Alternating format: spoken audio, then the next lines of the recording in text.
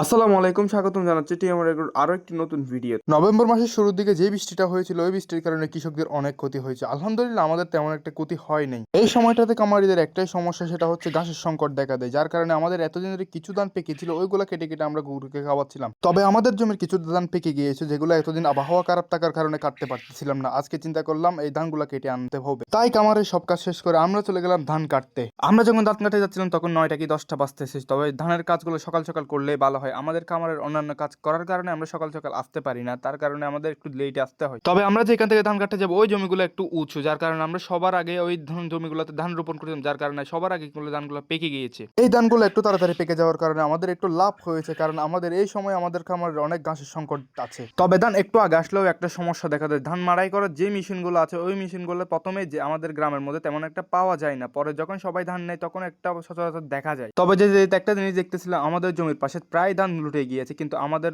গুলা লুটে নাই আলহামদুলিল্লাহ। তবে আমি আপনাদেরকে একটা কথা আগেই বলে রাখি, আমরা 2-3 দিনের ভিডিও একসাথে করে আপলোড করি, কারণ হলো আমাদের একা একা কাজ করতে হয়, সবগুলো ভিডিও এডিট করতে অনেক টাইম লাগে, যার কারণে আমরা একটু দেরি করে ভিডিওগুলো আপলোড করি। তবে আপনাদের মনে একটা প্রশ্ন থাকতে পারে, সব কাজ কি ভাই আপনি একা একা করেন? না ভাই, আমি একা একা করি না, আমার সাথে আরেকটা থাকে, সবাইকে আসলে ভিডিওতে আনা আমি আনি না। যাই হোক, অযথা অনেক কথা হয়ে গেছে, আমরা ধানের জমিতে এসে ধান কাটা শুরু করলাম। তবে প্রতিদিনের তুলনায় আজকের রোদটা একটু বেশি, রোদ বেশি হলেও আমাদের সব কাজ শেষ করতে হবে। তবে আমরা এমন একটা পেশায় আছি যে পেশাতে রোদ বৃষ্টি দিন রাত কোনটাই দেখতে হয় না, যেই সময় কাজ প্রয়োজন হয় ওই সময় কাজ করতে হয়। যাই হোক, যত বেলা বাড়তেছে রোদটা একটু একটু বাড়তেছে। তবে প্রতি বছরের তুলনায় আলহামদুলিল্লাহ সকল কৃষকের ফসল এই বছর একটু বাড়তি হয়েছে। আমাদের বাড়ি থেকে এই জমিগুলো দূরত্ব অনেক বেশি, এগুলোতে আসতে যাইতে অনেক সমস্যা হয়, ধানগুলো নিতেও আমাদের একটু সমস্যা হবে। এই জমির ধান কাটা শেষ করে আমরা চলে যাবো আমাদের বাড়ির পাশে অল্প কিছু জমি ধান পেকেছে ওই ধানগুলো কাটার জন্য। এই জমিগুলো জঙ্গলের সাথে লাগানো, যার কারণে আমাদের ধানগুলোতে লতা পাতা একটু বেরিয়ে গেছে, যার কারণে কাটতে একটু সমস্যা হচ্ছিল। আপনাদের যদি আমাদের গরু সম্পর্কে কোনো ধরনের পরামর্শ প্রয়োজন হয় এবং খামার কিভাবে করবেন ওই ধরনের কোনো পরামর্শ প্রয়োজন হলে আমাদের সাথে মেসেঞ্জারে যোগাযোগ করতে পারেন ইনশাআল্লাহ। আপনি যদি একটা মেসেজ দিয়ে রাখেন আমি যে কোনো সময় রিপ্লাই করব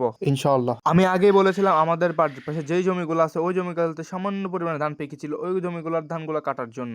আমাদের বাড়ির পাশে যে জমিগুলো আছে ওই জমিগুলোতে আগেই ধান পেকেছিল, ওখান থেকে কিছু ধান আমি কেটে কেটে গরুকে খাওয়াইছিলাম এবং আজকে সম্পূর্ণটা কেটে ফেলবো ইনশাআল্লাহ। তাই ওই জমিতে এসে আমাদের অল্প কিছু ধান কাটা বাকি ছিল, ওই ধানগুলো কেটে আমি একটু রেস্ট করতেছিলাম। আপনারা যারা আমাদের ভিডিও প্রতিনিয়ত দেখেন আমাদের জন্য একটু দোয়া করবেন। আসসালামু আলাইকুম।